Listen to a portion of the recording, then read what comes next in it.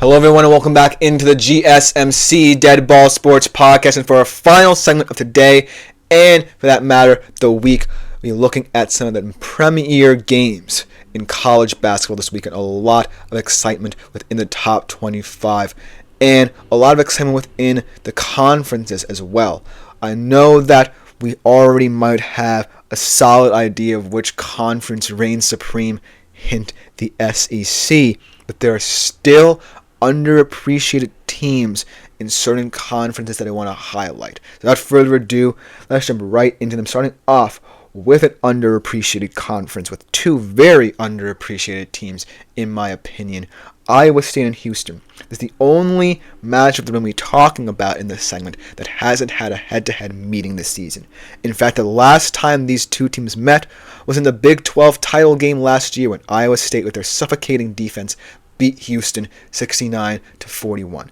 And this year, that kind of matchup could spell the same. Both of these teams, elite defenses. Houston, top defense, in fact, in the Big 12, and then the top 5 in the country. Iowa State, third in the conference, and then the top 10 nationally as well. But I think that both of these teams, in my humble opinion, are somewhat headed in different directions. Houston quietly going with their business. Impressive road win against Arizona last weekend gave them a 2-game cushion in the Big 12 standings over teams like Kansas State and Texas Tech. And Iowa State kind of has righted the ship a little bit, but did lose 3 straight games earlier in the month of January. And they kind of lost their place as a 1 seed, but they're riding the ship enough to be a competent 2 seed. And both of these teams are heading into the tournament with style. But in terms of this game, I expect it to be a very low-scoring affair because of the defense, because I think that there are a couple key pieces for both teams who may be entering this game a little bit banged up. I think for Iowa State specifically, you gotta hope that Milan Momcilovic has finally found his footing a little bit more, found his shooting stroke, because this could be a game determined by how both teams shoot on the perimeter. And then for Houston, it's going to be all about how Milos Ujan looks, because a lot of questions were going to be asked of him, replacing an All-American talent, one of the best Houston point guards in their history, in Jamal Shed. And he is playing his best basketball right now, though, right this minute, with 13.9 points and 4.6 assists averaged over his previous 8 games.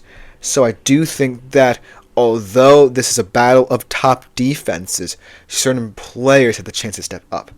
And in ways to exploit, Houston needs to have a suffocating defensive game plan to take advantage of moments where Iowa State could be careless with the basketball. They've turned it over on at least 22% of their possessions in 4 of their last 6 games entering Monday, and in fact that sees them drop to 11th in the Big 12 in terms of turnover percentage. For Houston, though, I think the game can be won and lost behind the 3-point line, because that's where Iowa State has really struggled defensively, by covering the 3. So if I'm Houston, I'm taking advantage of any slip-ups this team has, in Iowa State, for that matter, in terms of turning the ball over and then trying to shoot the 3 as effectively as possible. And if I'm Iowa State, I gotta rely on Milan Momcilovic being the difference here, being healthy enough to find his shooting stroke, because this is going to be a low-scoring affair that I predict will see Houston come out 62-58 winners, in my opinion. Now let's transition over to the SEC, the Conference of Heavyweights. Let's talk first about the Tennessee-Texas A&M game. Let's transition to the Alabama-Kentucky game, because the Tennessee-Texas A&M game is a very intriguing matchup. Texas A&M coming off a very, very disheartening loss, only scoring 54 points against Mississippi State.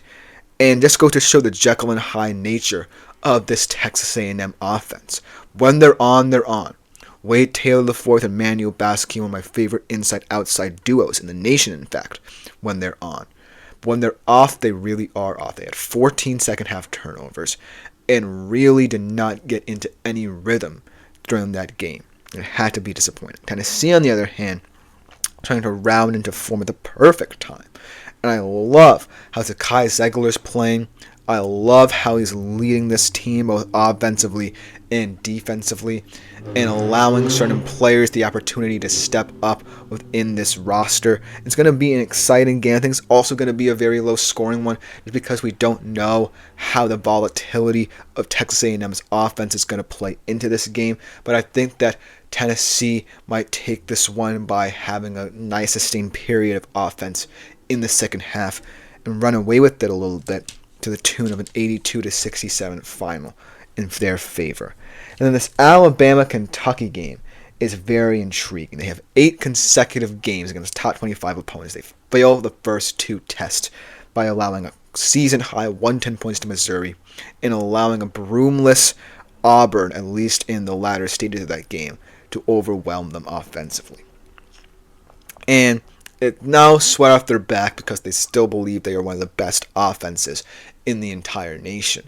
But it's going to call into question their defensive abilities, especially not just if they make it deeper in this tournament, but especially in early rounds when certain teams who are smaller than them and are these mid-major teams who play and thrive with tempo and transition might start to speed up their game as well. But Alabama lives and dies by the 3, lives and dies by pace as well.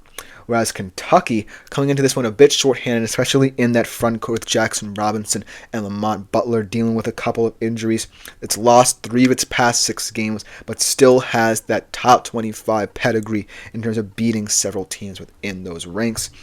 And I think that, they don't need to be completely perfect, Kentucky, but they are going to need to rely on that backcourt a little bit. That backcourt a little bit more.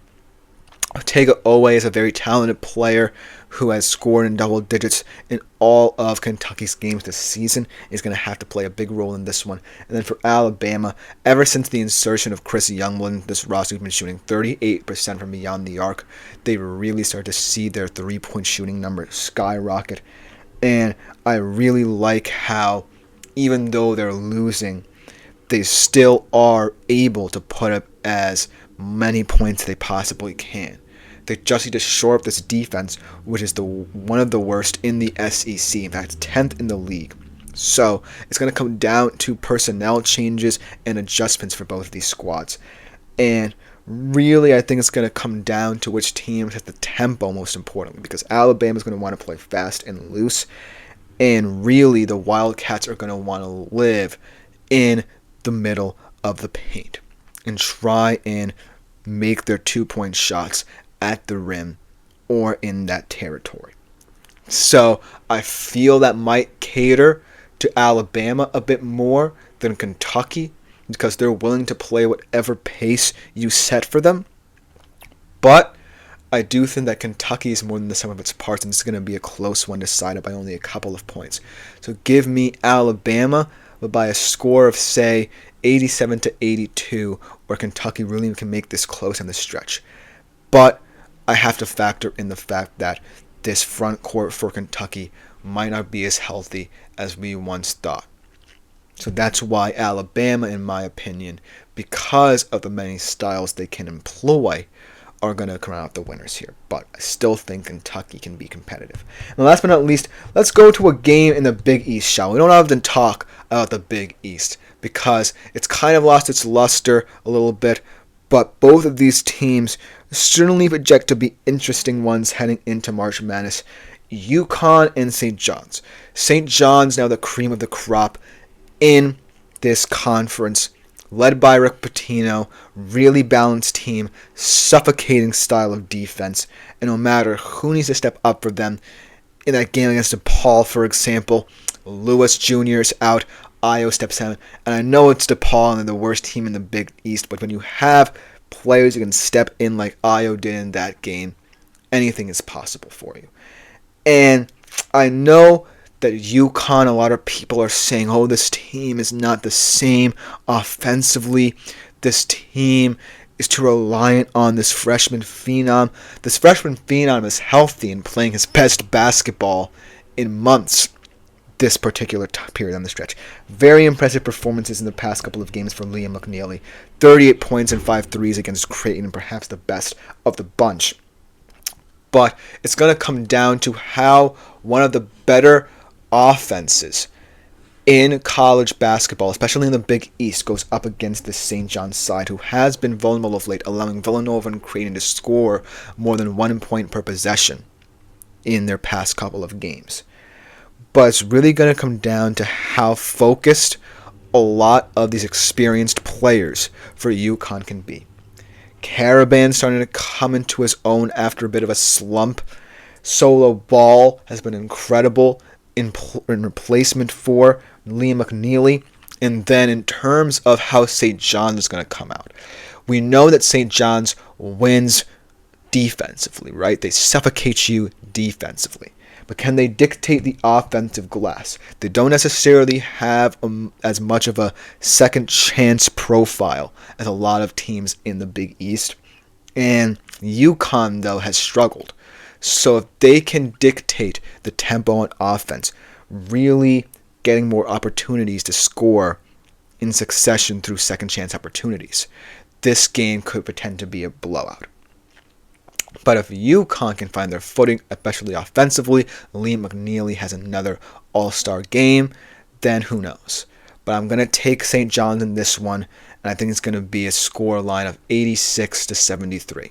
But let me know what you think in the comments below. If you're a big college basketball fan, that will just about do it for the show and the week here on the GSMC Dead Ball Sports Podcast. I've been your host, Christopher Shepard. Thank you all for tuning in throughout the week. We'll be back next week, same time as always, 2:55 p.m. Eastern Standard Time on Monday. But other than that, I'm out for today, and I will see y'all Monday.